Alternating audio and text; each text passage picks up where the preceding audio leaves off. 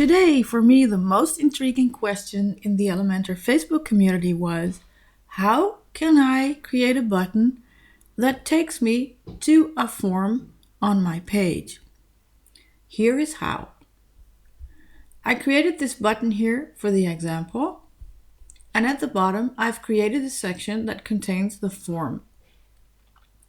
The way to go about this is click your section.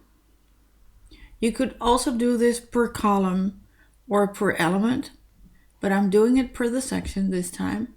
And then you go to Advanced and then give a CSS ID. Let's make it an easy one here. We're just calling this form. Okay? So now I go to the button, click, and then at the link here in content, I'm going to write hashtag form. Update. Now, let's see. I'm refreshing this just to make sure it's working. Click on the button, and as you can see in the bottom left, it will say go to form on this page.